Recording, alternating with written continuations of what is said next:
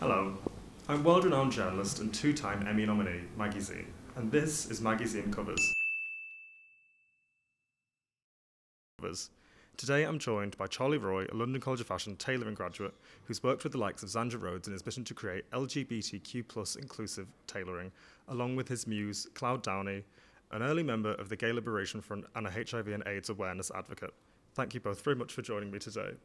Thank you. Thanks for inviting us. My first question is, how did you two both first meet? Well, I met Cloud because I went to Zandra Rhodes' pop-up. The second time I went to the pop-up, which was a spring one, Cloud does the bar at the pop-up, and then we got talking, and Cloud was talking to me about his career in the theatre, his HIV advocacy, and really interesting. And then we went to the pub afterwards, didn't we? And Yes, we've remained yes. friends ever since. Yes. We kind of fell into a close friendship quite quickly, didn't we? Yeah, definitely. We did a lot. And we never stopped talking, you know, we both realised that we liked talking to each other, and that was it, really. Yeah. Yeah. And then what led to Cloud kind of being your muse for your project?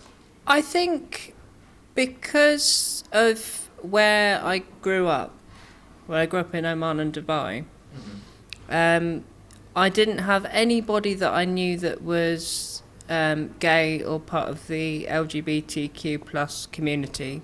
So meeting somebody like Cloud who'd got that history was really important. And also, there's not many people around, because Cloud will agree with this.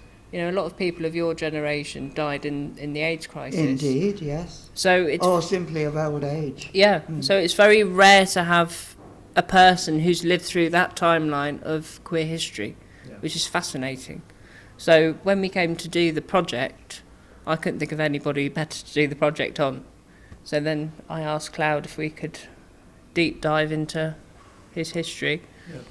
And I was incredibly honoured and flattered by Charlie's invitation to do this, and I thought it will be a wonderful exploratory process for both of us, because, you know, I'll find out more about his work and he'll find out more about me, and we'll have an end product which everybody can see. So, you know, it was a definite yes from me. Yeah. And has queerness kind of always been an important part of your creative practice?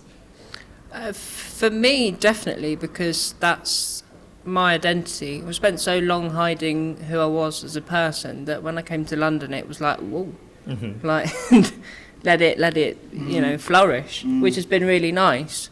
And it also sets people apart. Everybody's queer in their own different ways.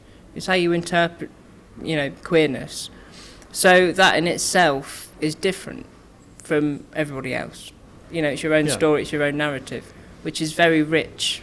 And I personally think that's what a successful project or collection is about, a successful narrative.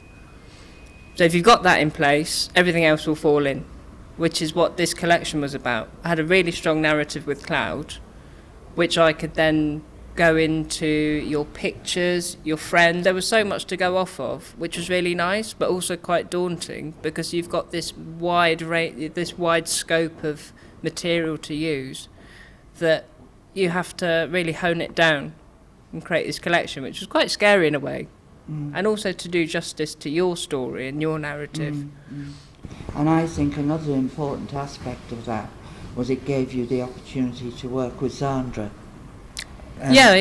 You know, as I've known Zandra for a very long time, and we're quite close friends. So, you know, initially we met at Zandra's, but I think as Charlie got to know her, he was able to include her in his ideas. Yeah. I mean, 15-year-old Charlie had a picture of Zandra on his wall.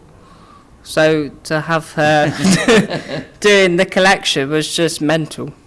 In your kind of background? My background was, it was both easier and more difficult.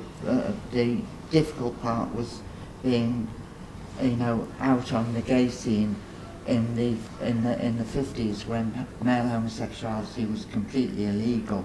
But I went into show business in my 20s, and of course I met lots and lots of queer people in the various productions I was in for a number of years. I went on tour with musical shows and met lots and lots of queer people who were in the casts of the productions I was in.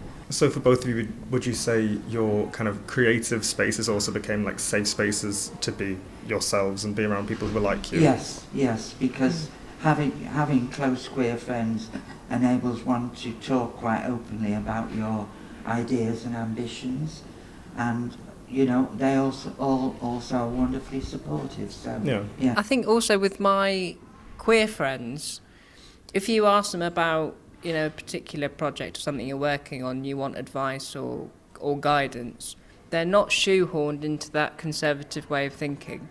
It's what if you do this, and it's way outside of something you'd even think yourself, and you think that's brilliant. Yes. That I think that's the difference. You're not there's no guidelines, so you're not fitted into that. Well, we've always had to make things up as we went along because we had no role models, no education. Homosexuality at schools in my day simply was never ever discussed. And if you were a queer boy, as I was, you just got mercilessly bullied by the other boys, So that's what Charlie says is quite right. I think being queer gives you a much more open mind to ideas, and you can bounce things off people, and they'll say, well, that's crazy, but it's worth trying, And I just want to ask, what's your connection to the Gay Liberation Front? Well, I found the Gay Liberation Front in 1970 when I'd only just been in London for a short time, and they were holding regular meetings at the London School of Economics because two of their students had returned from New York, where the Gay Liberation Front was originally founded, and they brought the ideas that they picked up back to London and started to have meetings which they advertised in the gay press. And I thought, oh, this could be interesting. So I first went to the London School of Economics, and then later it moved to Notting Hill Gate, to a church hall, and the meetings, gathered momentum. They got bigger and bigger and bigger.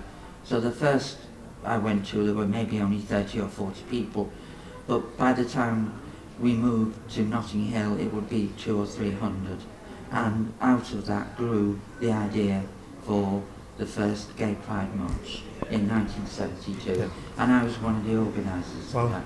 And that was off the back of the 1969 Stonewall riots. Exactly, yeah. It was inspired by Stonewall, yes, but nearly brought to us from America by these two guys at the LSE who were English, but they'd studied in New York and found out about a very lively gay scene. They were actually at Stonewall. Wow. Yes, yeah. Didn't you mention that you went on the drag march in 71? That was what gave us the idea for the first actual Gay Pride March.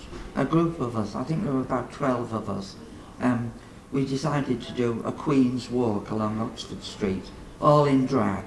And we, people threw bricks at us, the police tried to arrest us. But it was a wonderful occasion because some people actually cheered us and clapped us, and there were just 12 of us, and we just walked along Oxford Street. We got photographed, abused, praised. It was great, and we thought there's something here. We could do something with this. So then we set up plans to actually make it a much bigger event, because ours was just the Queen's Walk. It was just we decided to do it one sunny day. Yeah, we all lived together. We lived in a commune, so it was one of our commune-inspired antics, really.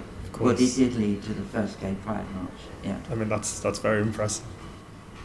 And I guess from the first to now, my question is now: what do you both see as the future of queer communities, queer spaces, and queer creativity? Well, I think at the moment, we've got a very big queer presence in London, in big cities, but I still think there's a lot of work to do outside of big cities. I think it's ignorance is the biggest challenge to overcome. I mean, it's like HIV awareness. There's still a lot of ignorance around. Of course. I think even people that I speak to in London have no idea that, antiretrovirals are a thing. Yeah, exactly. And also, I think it's particularly hard, for transgender people in other parts. It's relatively easy in London, I think, nowadays. Mm-hmm. But in other places, it's not. They get a very hard time. So I think part of the future mapping of the whole LGBTQ scene will be to be far more inclusive of transgender people. Yeah. Absolutely. Hopefully. Yes. Yeah. And my final question is just what's coming up for both of you? What are you doing in your lives, your careers? Death is not far away. No, I'm 82 this year and I do have some severe health problems. So I have to live quite quietly. I'm perfectly okay, but when you're in your 80s, you are definitely in the autumn of your life. Yeah. In the meantime, I will carry on doing what I do, which is mixing with a very wonderful artistic crowd of friends, painters, actors, musicians, sculptors, Charlie. Yes, I get invited to a lot of events. Yeah. Nice. So sometimes too many. Yeah, and I get to meet an awful lot of very interesting people. So I don't have any other plans other than to continue as I'm living at the moment. Fair. So I'm designing a whole new range of silk scarves, doing jackets and things ready for Zandra's show at Christmas, so that's keeping me busy. Mm-hmm. And then I also work at Liberty as well, if you hadn't have guessed. So that keeps me busy. But I've always got my brain's always on the go, always trying to find something else to do or finding inspiration. I've got a few people that want me to do another collection, so that might be on the cards. So yeah, exciting stuff. You've got the BAFTA suit. Oh yeah, I'm doing a suit for the BAFTAs. Oh nice. So a lot of very exciting things. Yeah, a lot going on. Okay, well that sounds wonderful. Thank you both very much for coming to talk to me today. Thanks for having us. For having us, yes, yes. And make sure to subscribe and tune in to Maggie Zine. Bye. Bye. Bye. Thank you both very much. That's okay.